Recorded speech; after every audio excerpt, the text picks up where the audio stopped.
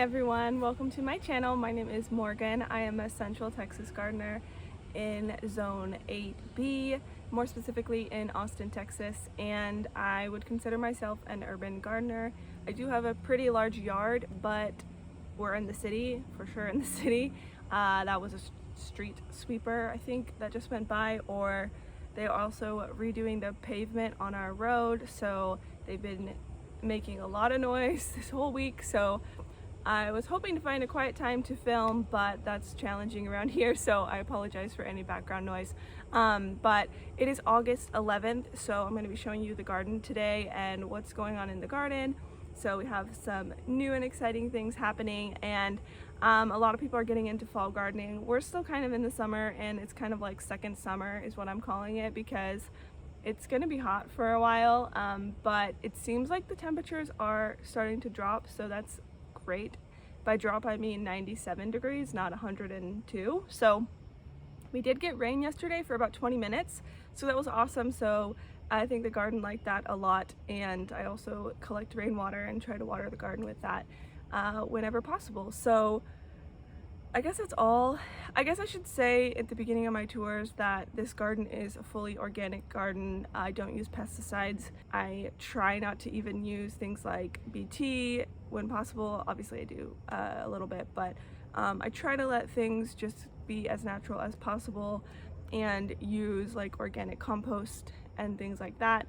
But I do use some organic fertilizers as well, which I plan to make a video about later, but that's not what this video is about. I just thought that I would put that out there, that this is an organic garden. I don't use any kind of non-organic fertilizers or anything like that. So let me go ahead and get started with the garden tour. So that's what you guys are here for, so let's go. All right, so first off, on my deck I have a lot of pots. Since this is a rental house, I'm gonna have to rip out anything I put in, so I do have a lot of pots because I know that we will be able to take those with us when we end up moving. And this is kind of, well, it was my native plant area, but then I added some other things. So I have some mint here in a grow bag, and that's doing all right. I think the heat made it struggle a little bit, but it's doing okay. I have autumn sage salvia, and then I have another type of salvia which is starting to flower, and it looks so beautiful. And I love salvia. This one has like red flowers on it, and this one has obviously purple flowers. And then this is a rock rose. I believe this is also a native plant. Look, it's got a little pollinator on it. I believe this is also a native plant, and it's very pretty. I like the color. Eventually, when we have our own place, these will all go into the landscaping so that we have like a native landscaping pollinator area. But for now, they're living their lives in pots. And then this is a ginger that I just started from store-bought ginger. And then I have a very sad thyme right there. This is what I use to collect rainwater. I know it's not the prettiest, but it does the job. And then I've got my little avocado tree, which is still doing great. It's putting on quite a bit of new growth, which is great. And yeah, I don't think I'll get any avocados for a long while, but you know, it's still fun. And this is a new addition. This is a little rescue plant I got off the clearance, and it's looking a little sad, but it's a hibiscus flower. So I'm hoping that it can survive, and it's a perennial, so hopefully it will come back next year.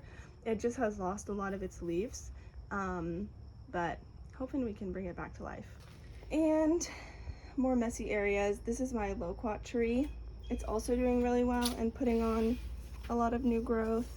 I have no idea if this will fruit this year or maybe next year, but it's doing great. It does need a little bit of a clean, as you can see. Oh my gosh, it's very dusty. My porch area kind of gets, so as you can see, we have no grass. So anytime it's windy or anything, everything gets blown onto my porch. And I will wash this porch every day, and it ends up looking like this. So yesterday it rained, so that's why it's so bad. But it's a mess, and it drives me crazy. But I usually just like leaf blow it off, try to get most of the dirt off. But the dirt ends up getting all over my plants like this. So yeah, I don't really know what to do about it. We tried to plant grass, and it all died. Because because it got too hot. So yeah, this is our yard. This is our yard. It's like so bad, but the garden looks so pretty. So, you know, I'm conserving water by not watering the grass and only watering the garden. But it's just like such a drastic, like, oh my god, this looks so bad. And then it's like so nice and green. So this is pretty much what everyone's yards look like here right now, unless you water your yard, which you probably shouldn't even be, because we're in a drought. So conserve water and don't water grass. That does literally nothing for the environment. I'll show you this really quick. My fig tree is doing really well. I've had like 3 figs off of it, and I've got 1 more that's almost ready, so that's exciting. And then my stevia is doing pretty good. It seems to be dying back a little, but oops, sorry. It seems to be dying back a little, but I think it's just hot, and it's just the natural process, but it's still doing really good. And then this is a lantana plant. That's a new addition. It has pink and yellow flowers. They all just fell off. Actually, I deadheaded some of them, so hopefully we'll get another round pretty soon of flowers. And then my moringa tree. So guys, I did something really stupid. I wanted to repot this thing. So I got a bigger pot because I thought it wasn't too small of a pot. I got a bigger pot, and I tried to take it out and I couldn't get it out, and the roots were like stuck to the sides of this pot, and so I just gave up because I was like afraid I was gonna ruin it, but I was afraid I killed it. But it's still putting on new growth here, so I really hope that I didn't kill it, because I would be so sad, because it's as tall as me now and I'm 5'8", so whoa, it's tall. So I'm super pleased with it, and it's just so cute. It did lose like a lot of the bottom leaves, but I think I'm hoping that's normal because it's a tree, so you know, it's turning into more of like a woody stalk than just like a shoot, because when I got it, it was just like a green kind of shoot, like more like a stem, but now it's like turning into like a woody stalk, like a real tree. So I'm hoping that the bottom leaves getting lost are natural. And then this is a new addition as well. I got a clearance lime tree, Persian lime, I believe it said. So that's exciting. I haven't had a lime tree before, and I think it looks really good for being on clearance. So of course it has some sun scald, a little bit of sun scald, but overall it's looking good. Put it in this little cute square pot. And then my green stock is also doing all right. Strawberries are just chilling. Nothing's happening there, but I did pop in a couple little seedlings that I started from seed indoors. And since this is a shady area, I'm hoping that these will be okay. These are bok choy seedlings. And then I also put in a micro tomato, and like randomly there's basil growing there, so I don't know what's going on there. But I put in a micro tomato, and I put in a pepper plant as well. So we'll see how that goes. And this white stuff, if you're wondering, is diatomaceous earth, which basically keeps roaches away. And since this is close to my house, I really don't want there to get roaches in it, because ew, no. So, and then my sages, this sage I actually cut back a lot. This was the store-bought, this is funny, this was the store-bought sage, and this was the sage I started from seed. So I don't know if any of you watched the garden tour where I was talking about how I cannot start sage from seed. I've tried like 20 times, but look at her, she looks so good. So I'm like, okay, maybe I can. So that's so funny, because this is the store-bought one looks way worse than the one I started. So hey, you know, you gotta keep trying. You never know until you try. So I'm happy about that. All right, let's move on to the main garden area. I'll start with my other lemon tree. Well, I have a lemon tree in the front, which I never show you guys because I don't show you all the front. This is my other lemon tree. It also needs a wash. Everything got very dirty with the rain yesterday. So where's my little lemon? Oh, there it is. So I have one little lemon on there. It's still green, but it's under the sunshade, so it's safe, and it's also like hidden under the leaves, so it should be good until it ripens. And then my blueberry bush is also doing pretty good. Perked back up a little after being really sun scalded, so I'm happy about that. And it's crazy because look at this vine. This is a loofah vine, and it's like taking over this tree as just a trellis, which it has its own trellis, but it decided it wanted to come over here. And so now I'm like looping it back around and gonna try to get it to go back to the trellis. There's a little flower. Oops, I've dropped it. But it's so funny how that works. And my toddler was like, I can't get through here. And I was like, yeah, don't break it. But it's like literally you can't walk that way anymore. The loofah took over, which is fine. It also did it to this flower here. It like vined onto it. And so now I can't cut this flower because I don't want to destroy the loofah. But so yeah, we've got some, in this bed we've got some zinnias, which look absolutely gorgeous. I'm obsessed. I think I'm just gonna grow like a ton of zinnias every year now.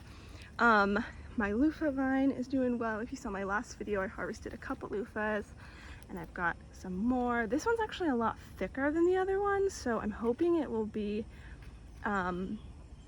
better for making the soaps, but I'm so happy with the loofahs actually. I kind of seemed disappointed in that video, and there's another one. But now that I've used them, I used one in the shower. It's awesome. It's great for exfoliating your skin. So like highly recommend growing these, because sometimes like the exfoliating sponges and things are made out of plastic, and yeah, that's not good. So if you can grow your own, that's awesome. I also have started some green beans down here. I always say green beans, but they're not green beans. They're cowpeas. And so I'm hoping they'll climb up the trellis, and I've got these throughout the garden.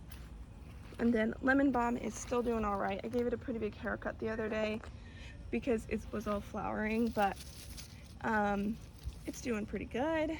And then we've got this little pumpkin, might not make it. It's looking pretty yellow, but sweet potatoes are doing great. And if you see any of these vines throughout the garden, they are all sweet potatoes, so I'm not going to mention it every time I show it, but the leaves are actually edible on these, so I have been picking them and putting them in like stir fries and soups and things. You can also eat them raw, which is cool. So whoa, there's a bug.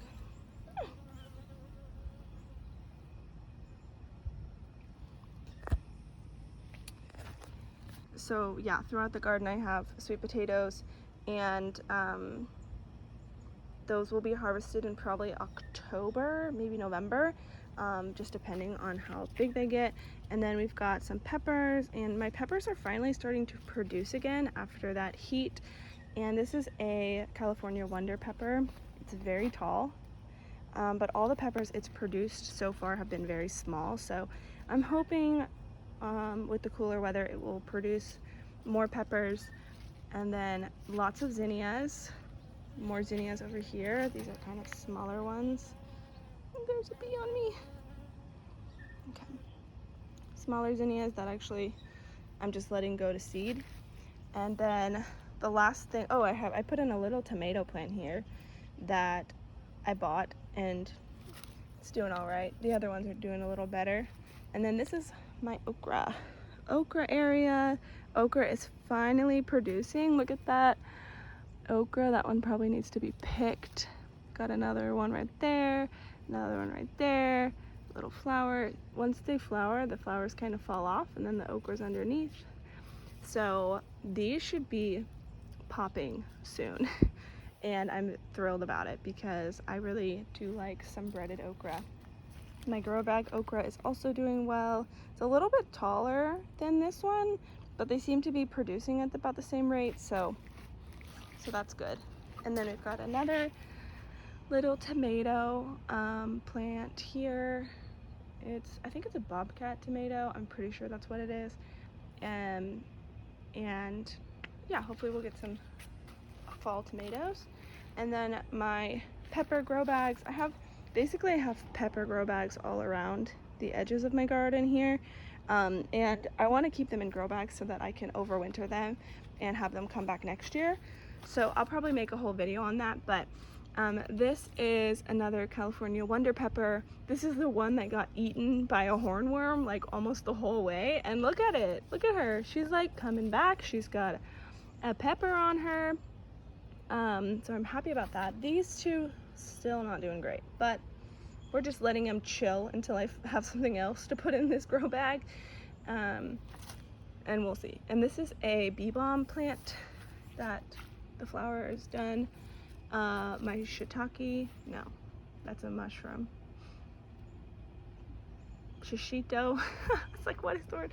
My shishito pepper is doing well as well. And then we'll move on to this smaller bed here, which is basically just okra. More okra, and sweet potato. And then one little strawberry. And then here I have calendula. And then I put in a micro tomato at the edge here. So these are the ones from Baker Creek I showed in my last video. The seed starts, so I popped a couple of them outside just to see how they do, because I have a lot of them. And they're supposed to only get about 8 to 10 inches tall, I believe. So it should be, you know, yay high. And there should be plenty of space for it, hopefully. I'm very excited about those. We'll see how it does. I don't know what these are, so I don't know. I'll probably leave them and see what will happen. And then we'll go ahead and move on to the tomato bed. So I've got another pepper here. This is a Tabasco pepper. It's produced one pepper all year, so that's cool. Another salvia plant just to help bring pollinators in. This is a yellow squash that doesn't seem to be liking this location. It seems to have turned yellow, so, but I do have some other yellow squash that are doing really well that I'll show you. So I might actually pop a tomato in there once it's a little bit bigger. And then I've got two more pepper plants. I've got a jalapeno and a, I think that's actually the jalapeno. And this is the, I think it's a banana pepper. Pretty sure it's a banana pepper. So we will see. I always forget what I plant, as you can see, but they've grown quite a bit since I got them. And then I've got two tomatoes here and one back there that are new. This guy is going crazy, and these two are for sure the bobcat tomatoes because I actually kept the tag. See, look at me, so organized. Bobcat. We'll keep it there so I don't forget. And they're doing really well. And then my first round of tomatoes, these are the only two plants that are left. This is a yellow cherry pear tomato, which has produced so many tomatoes this year. I think it's my all-time favorite cherry tomato. And then this one is a black creme, and it's got one little tomato on it down there. So I'm just kind of leaving it to see if they will produce more. They are still, the cherry is definitely still producing, but as you can see, they're still getting flowers. And some of them are, oops, fruiting. So I'm just kind of leaving these two. I might end up ripping them up and putting in tomato starts that I have started from seed. So yeah, so this might be the last time you see these big boys, but I've been very happy with both of them. So, and then I have some more of those cowpeas. This is Malabar spinach. It's not doing great, but it's all right. I've got more Malabar spinach here, and then I've got a watermelon that is just going up. Oh my gosh, ignore my messy backyard. So yeah, the watermelon is doing really well. Hasn't produced fruit yet, but I don't know. It's still looking good. So we'll see, maybe it will. And then my straw flowers that I love are doing really well as well. A lot of them are dying off, but oh yeah, I'm sorry. I'm trying to make this focused, but it's keeps going unfocused. A lot of them are dying back, but I'm leaving them to save seeds. But it is getting new flowers, so that's exciting. And then here is my last in-ground raised bed. It has more okra in it, and then it also has more zinnias, which, wow, you guys, like, wow, just wow, gorgeous, absolutely gorgeous. The polar bear zinnias are finally coming in, and they look amazing, especially next to the pink. Look at that. I think that's so, it's just so cute. Like, I just can't, it's adorable. Pink purplish, I guess. So zinnias are doing great. More zinnias, sweet potatoes, And then this is a yellow squash that's doing amazing. I'm super pleased, at least one of them took off. And then another yellow squash. So this is a great example of why you should plant more than one plant of everything. I mean, I say plant a lot, and then if you end up having to get rid of plants, it's fine. You can either give them to friends, you can compost them, it's fine. It's a seed, you know? But if you only start one of each plant, like look at these, started the exact same day. Sorry about the background noise. They're started the exact same day, planted in the exact same way, exact same soil, literally about 12 inches away from each other. And look at the difference. This is how gardening goes. It's not always a solution, a formula that you can follow that's going to give you the best results, because sometimes some plants are just stronger than others, and that's fine, that's how it works. But it's just crazy to me that these are exactly the same plant, exactly the same seed packet, everything the same, and look at the difference. So that's just a great example of, you know, if you start something and it doesn't work out, you know, don't get discouraged, because it might not be something you did. It might be something you learned from, but it might just be that, you know, that plant wasn't strong enough to survive, and that happens sometimes. So hopefully we'll get some yellow squash at least off that plant, so we shall see. And then my cucumber vines are also doing great. I do finally have some more cucumbers on there. These are the early fortune cucumbers from Baker Creek, and I might pick that maybe in a couple days, maybe in 2 days, because I don't want it to get too big. But as you can see, they have a lot of flowers, so I'm hoping that these will produce a lot now that it's starting to cool down. It's just been a little too hot for it to produce, but I'm hoping that it will produce a lot of cucumbers for me, because we love cucumbers. And then I've got a couple grow bags here. This is a type of winter squash. I think it's the red curry squash, and it's climbing up quite nicely. I've got my little cherry tree, which is doing great. Just trees sometimes don't do a lot, but when they do produce fruit, it's awesome. And then my other 2 blueberry bushes are just chilling for now. And then the last little bed I have is this kind of flower and sweet potato bed, and I'm hoping that this will look amazing in about a month. That's my plan, that's my hope. So these are all sunflowers, and I'm kind of worried because they seem to be starting to get a little flower head, and I really don't want them to flower yet. Maybe they're more of a dwarf variety, but it did not say that on the seed packet, so I'm not sure. I'm just worried that they're gonna put out little tiny flowers and then not give me those big flowers I'm wanting, but we'll see. And then we have cosmos throughout here. We have cosmos here, cosmos there, and cosmos there, and more there. And then sweet potatoes throughout the bed, and then also some basil.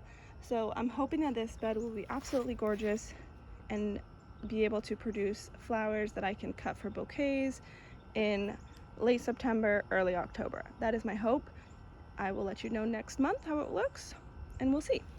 I would like to show you quickly, one of my subscribers sent me these amazing Okinawa spinach plants, and these are a heat-resistant spinach, sort of like Malabar spinach, and they sent me these, and they also sent me a lot of seeds, and I'm so grateful for Kelly and Gary for sending these to me. I'm super pleased with them, and I'm excited to show you all the progress and end up taste testing them and let you know what I think of the Okinawa spinach. So I'm very excited and thankful for that. So this is my other little patio area, and this is a planter that has gone absolutely wild, and I love it. So this is lemon basil, and it's obviously gone to flower, and I'm not currently eating this basil because it probably won't taste super good since it's flowered so much, but I'm leaving it for the pollinators, and I think it just looks beautiful. We also have some random plant cuttings. I kind of just stuck a bunch of things in here. We've got some succulents, purple heart, I've got some more succulents down there, and then this other purple plant which I forgot the name of, but it flowers, a pink flower, and I'm just like, I just think it looks so pretty with the purple and the green and the white flowers, so I love this. I will eventually have to take the basil out and do some other things with it, but I'm really happy with how this looks right now. And then we've got my rosemary. One of them did die, so I cut it back, so hopefully the other one will be able to take over the rest of the pot, so but it's doing all right. And then we've got this crazy little area with some sad herbs that just very hot for them right now. And then my lantana is finally starting to flower. This was one of my favorites last year, and I still think it's so cute and adorable. I do wish I would have trimmed it back a little more because, oops, as you can see, the flowers are kind of in just random places, and I wish they were a little more contained. And I think if I would have pruned this a little more, I did prune it, but I think if I would have pruned it a little more, it would have been a little more compact, but we'll see. And I think it looks pretty nice for now amidst the dead grass that we have everywhere. So, you know, at least we have some green. So that is all I have for the garden tour today. I hope you all enjoyed it, and I hope you got some inspiration for your garden, and I hope I can show you that gardening doesn't have to be perfect. Gardening doesn't have to look like a magazine in order for it to be fulfilling and productive. So I hope you got some inspiration for your garden, and I would love to know what you're growing. So please subscribe and like this video if you liked it, and I will be making more videos. So let me know what you think, what videos you want me to make, and I hope you all have a great day. Bye.